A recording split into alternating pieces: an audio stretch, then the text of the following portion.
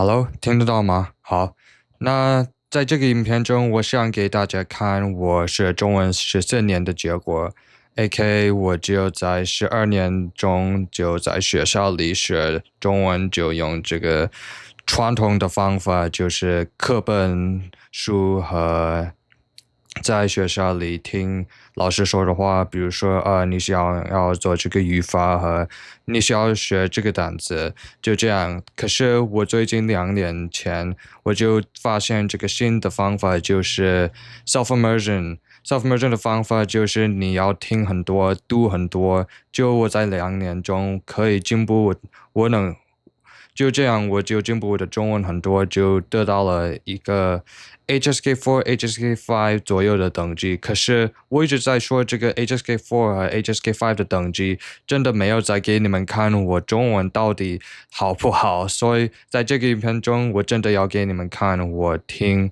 我读和说和我写里。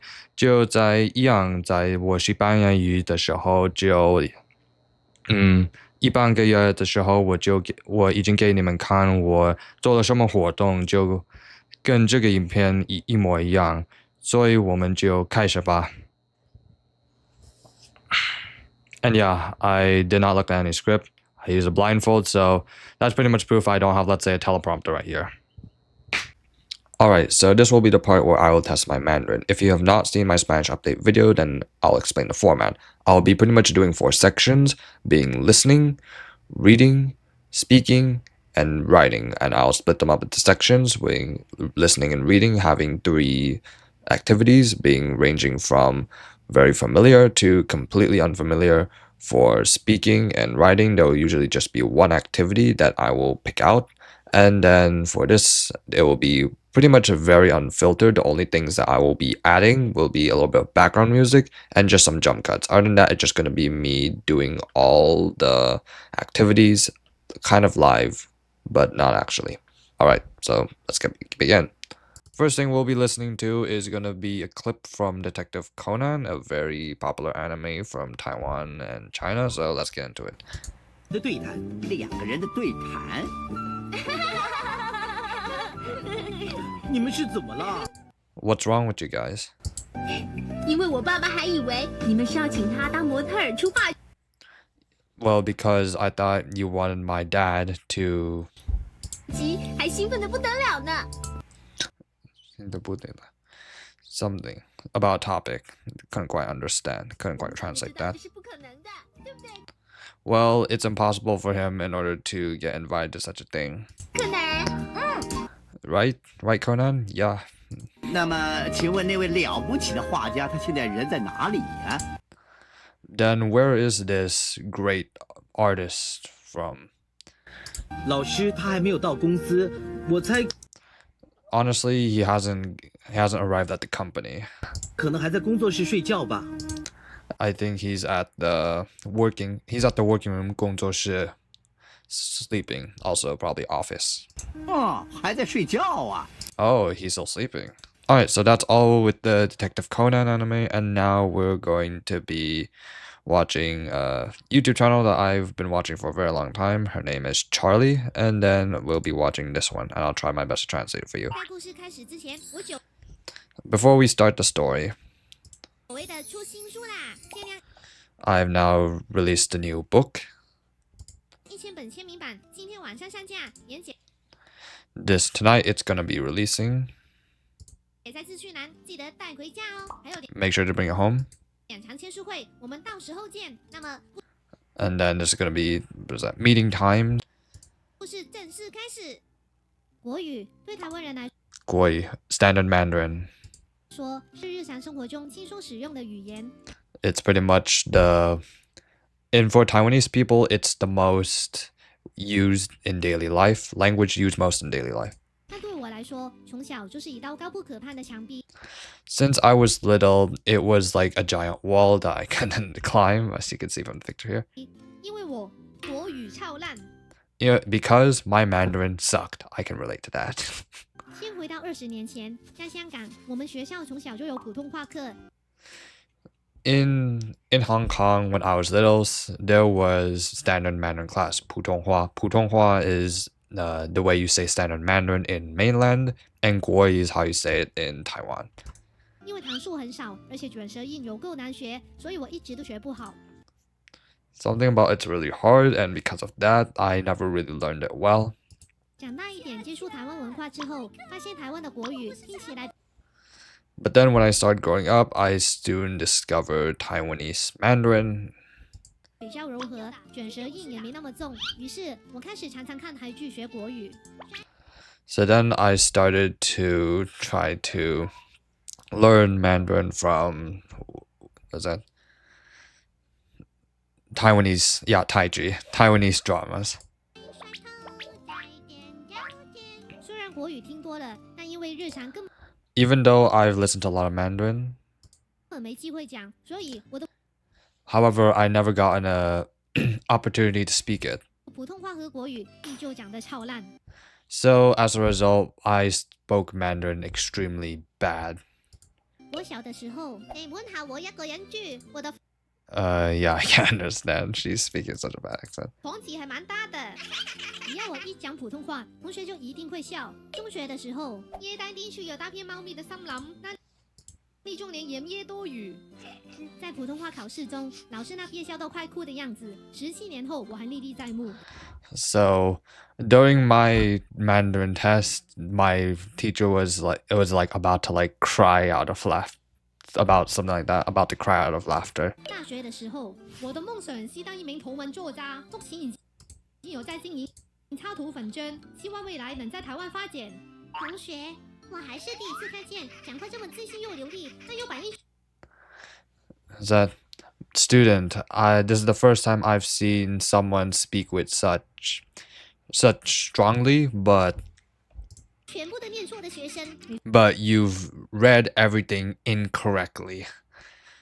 錯。 Alright, so this is the final one, which is an extremely unfamiliar topic. This is a channel that I've been trying to follow. However, though, he covers a lot of historical and political topics, also science.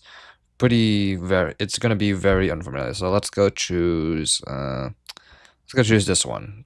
Judging by the title, it's pretty much how did ancient people 今天我 deliver 们要 messages. 记性很简单，写上地址，贴个邮票， So let's try it again. 写上地址，贴个邮票， Too fast. 躺着等就行。但古代没有门牌，没有邮差，连 Google Map So ancient people didn't have gutaya yopai, didn't understand that. I'm pretty sure what it means is like we didn't have posts, didn't have like posts or any such.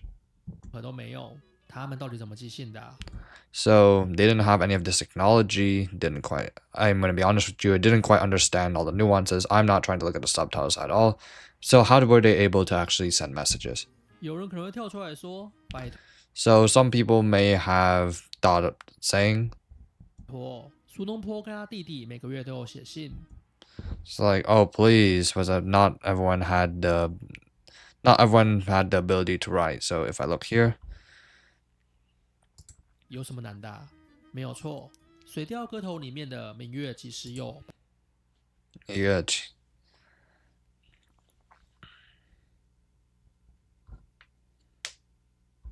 把酒问青天，这部书是写给他弟弟的贺年卡。苏东坡这一辈子不断被贬官， so Sudongpe for this life couldn't be locked away. 越贬越远，官越做越小。即使在海南岛，依然可以写 Because at the island of Hainan, 信跟他弟弟炫耀，说这里的海鲜超好吃。 because he was able to say stuff like, oh, the food here is really delicious. 所以写信有什么难的啊？那是因为苏轼、苏辙两兄弟都 Even though these two were brothers, 是宋朝高官，可以借用国家力量送信。古中国玩的是中央集权，皇帝要发命令靠的是驿站系统，每隔几十公里设一个驿站，有 Alright, so let's go read the comic. So this is a comic, it's Horimiya, Kui Gongchun. It's a Japanese translated one. This is fan translated, not sure about the credits, but here we go. Lucky, 没有人. So yeah, lucky, nobody. 就这样从山峦那里. So it's just like I just need it. So yeah, lucky, no people. I just need to get through this chain link fence. This is what pretty much I'm assuming this means. I could 跨过去, which is like I can get over. Huh? Yeah, there you go. 一直和苦同学在一起的人. So it's like, oh, it's this person that's always with Ku, which is Horimiya. Oh, it's this person that's always with Horimiya. Hori? Yeah, Hori, not Horimiya. This is Miya. Yeah. Sorry, 抱歉，因为鸡蛋 says like, oh, just I need because of eggs. Like what way? 虫子 eggs. Okay. Alright, so here we go. Really, I'm really sorry for the 真是对不起. So, yeah. 再下去抢嘛. It's like, if I do keep doing this, like, if I do this again, it's like, but 不过你居然买了3包，真厉害，真棒，真。不过你居然买了3包，真厉害啊，帮大忙了。对了，所以 oh, you were able to buy 3 bags. You really helped me. Really nice. Oh, right. 那个这个this that 你偶然问碰到了。我偶然问碰到了。So I've got a question coming up. Yeah, about that. 那个这个教理 is like a bit confused, nervous. 什么？谁碰到？ It's like, oh, who'd you? What's that? What do you mean? Who'd you meet? 你叫她小右对的那个女生 So you call her like 小右. 小 is just like another way of just like saying like. In Chinese, it's another way of saying like, oh, it's just like, oh, hey, like say, of someone you're gonna call someone more familiarly. So, that girl you call Xiaoyou, I met her. It's like, oh, 是Youji嘛? I don't know her name in like English, so I'll just call it Youji. So it's Youji. 碰到的时候是现在这样装疯，现在在装疯嘛? So, when you ran into her, did you was she dressed up?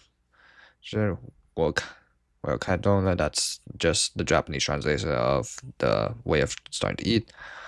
不过我没和她说话 but I didn't like converse with her. 是吗 Really? 我到底在讲什么吗 What the hell am I thinking? 怎么说呢 It's like, 怎么说 It's like, oh, just to say. Yeah, so that's gonna be the comic. Now, let's go to the novel I'm reading, which is ReZero, another Japanese translated thing. So let's go read just this. I'll go read just like the couple first sentences. 这下真的糟糕了 So it's like, oh, this is really bad. 脸部平常到坚硬的地面触感 So it's like a feeling of was that the main character's face on the ground? 这才是自己爬到，这才知道自己是爬到在地。So it's like I really now know that I've like fallen on the ground. 全身使不上力 My whole body feels powerless. 连手指失去知觉 So like even my hands, I can't even feel sensation in my hands. 只有热度支撑全身 There's only like this heat in my body. 好热 So it's like I'm really hot. 就是好烫 is pretty much like hot, but like increase a bunch. 好烫 I'm really hot. 不停咳嗽 So like I can't stop. I was like can't stop coughing. 咳到视线生命之眼东西都快要从喉咙通出 So I'm not quite sure, but it's like it feels like I'm coughing to the point where it's like my life energy sort of. It's like the thing of my life energy is like coming right out of my throat. 咳着开始吸血 So it's like I'm starting to cough to the point where I'm like starting to breathe my own blood. 嘴巴 I'm not sure. 吃泡 so it's like my mouth is starting to like form bubbles of blood. I do not know this word.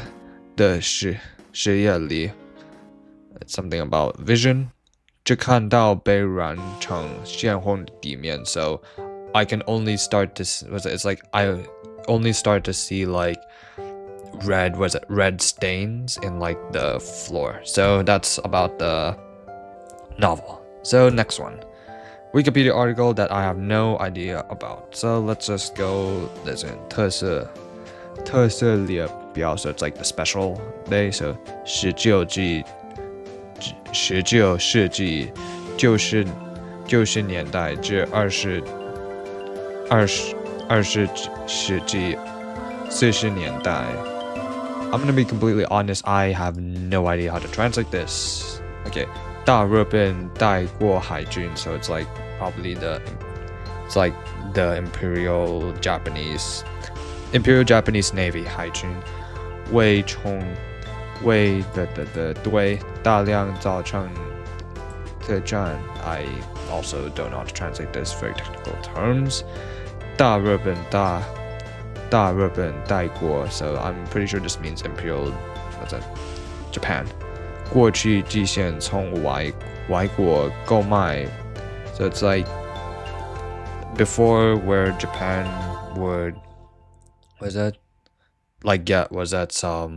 they were like buying armored boat. I'm pretty sure this is armored warships where here. Yeah, there we go. Where they would buy armored warships 并度接受绿水学派海军思想 Also, they would accept what's that? Green water was that learning this is also not a technical term. There's the go. 海军思想注重成本低 what's that? 那我就来玩这个游戏，这个游戏叫崩坏星穹铁道。我们在一个地方叫奥赫马，可是我给你们看地图，有很多地方我们可以去。那这个游戏就是我们在宇宙里，我们在 space。然后我们在旅行去其他的地方，比如说这个星球叫亚利罗6号和仙州罗夫。我给你们看，我们就是一个叫开拓者，英文里我记得叫你就是一个 trailblazer。我们这个开拓者，我们被信着，还有我们要去旅行去别的地方就要帮他们的忙，就是我可以给你们说这个游戏是什么。比如说现在在奥哈马，我记得这个故事就是我们要去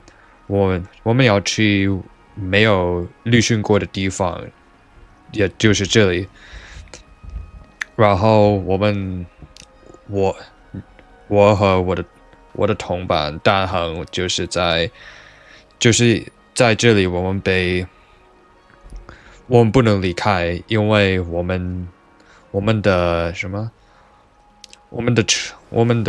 在列车上，我们去这里的时候，我们we crashed， 这是英文里的意思。我们 crash， 然后我们没办法离开。所以我们就在这里，我们必须完成目的。我现在在玩那个 3.2 的剧情，因为我很久没玩这个，因为差不多1个月，因为我在学习班里，我没有玩这个游戏。这个游戏也我没上映过，就是我对这个游戏刷这个游戏抽卡，也给你看，你可以抽卡，可以抽这个。可是说实话，我对这些没有感到那么多兴趣，还有我从来没花钱在这个游戏，我没花钱，我没有花钱。可是我认识很多朋友，他们花了好多钱，就是好多一千块的钱，就是要花，可以什么抽到这些角色，比如说我可以给你看，好，跳过。然后你可以得到这些角色，可是我没抽到这个角色，它叫风筒。Okay, so as the final thing with writing, instead of actually just free flowing, I've instead tried something different, which would be translating from my native language to my target language, aka Mandarin. So let's go see the best way. This dialogue comes from the game I played last time in the last update video known as Blox Tales. It's a game on Roblox. Highly recommend it if you're someone that's learning English right now. It's a really nice, fun, good dialogue. But other than that, let's go get started. So, Kitchen Wizard.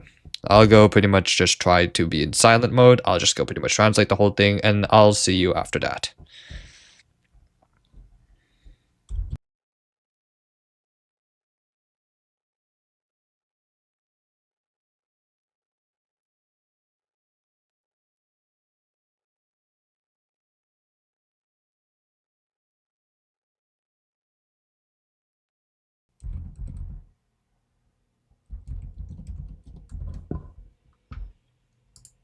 Alright, and of course that's the end of it. So, what am I gonna do after this? Well, pretty much same thing. Gonna get a native to correct my output and my listening as well, so stay tuned for that.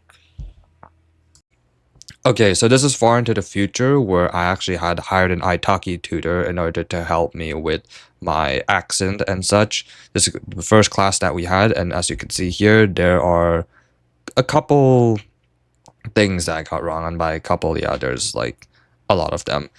And I'm not really concerned, mostly because I didn't really expect anything like big, because mostly during my old times with learning, I did not care about tones, nor did when I was tested and such. They didn't really care much about the pronunciation of Mandarin, so as a result, yeah, I kind of picked up on this habit, and yeah, look at all the tones. Now, she also gave me more or not a B1 level at speaking. Also, don't take this at face value since this is just more an estimate. And also, I'm not someone who exactly likes tests, hence why I just made this video and just wanted to demonstrate it live to you instead of like taking a test and trying to give you the results.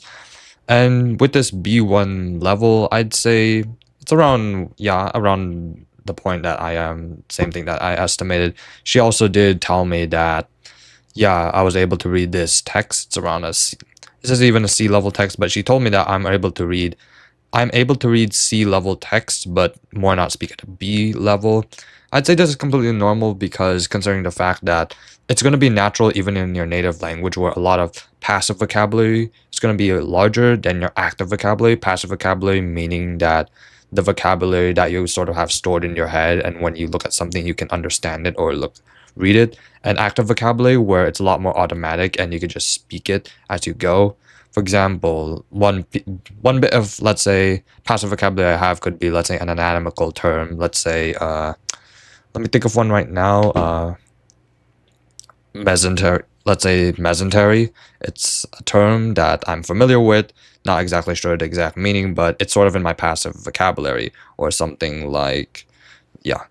Pretty much more complex terms can be stored at the back of my head, but they're not as active. Meanwhile, active vocabulary is the one that I'm explaining right now. But now I'm going to just end it here just to show you what my level looks like. I want to get more into what I'm going to do in the future at the end of the video, so let's go.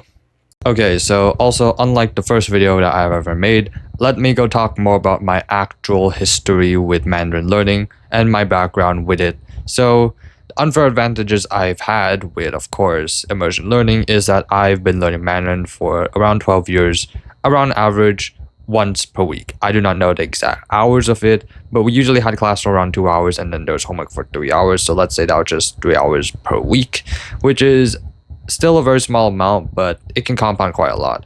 But with the class itself, pretty much, yes, since I was a kid, I was enrolled in this Mandarin Saturday class, like many of other heritage and non-native Chinese speakers, as their parents try to attempt them in order to relearn their language. And of course, just like with 90% of other people, it fails miserably. Very, very miserably. Pretty much what happened to me is that I started hating Mandarin. I started hating weekend classes. Even got to the point where I even hated just all Mandarin media in general. If you tried to show me a piece of Mandarin media, I would just like turn up my nose like this and like that. It's pretty much where the point is like I didn't even want to watch anything without English subtitles. And looking at this path, it was very clear that probably Mandarin wasn't even for me, but my parents still didn't try to give up, still enrolled me into Mandarin class even though I hated it, even though yes, I did eventually start to like it. Then it's just like, it's really, even though I started to like it just a little bit more because of just like the forcing aspect, I never really got to like anywhere like great with it. And eventually after just being in like Mandarin class for so long, it's just like I'm not getting anywhere. It's like, what's the point? I'm probably just bad at languages or something, or I'm just not studying hard enough, or probably just me just doing the bare minimum. I do not know. Eventually it's then time to go to high school, where then they had Mandarin classes as well. Pretty much where it's just like the same structure. Instead it's a bit longer, where it's more like 1 hour a day in class. Teacher comes in and doesn't usually even speak in Mandarin. She actually sometimes speaks more English than Mandarin. So yeah, it's not even really input as well. She pretty much goes into all these explanations. It's like, oh, this is the sentence, and then write it down, take notes. Okay, pop quiz time. Okay, here's a paper. Just pretty much write your opinion, your name, the character, how to write it, and the meaning of it. Simple, right? But yeah, no results still. And then until on my junior year, it was then where I started applying for this, let's say, office volunteer time in my school because I had a free period. And then that's where I suddenly started to realize something. There were a lot of Mandarin speakers who also, their English, not to be offensive, sucked.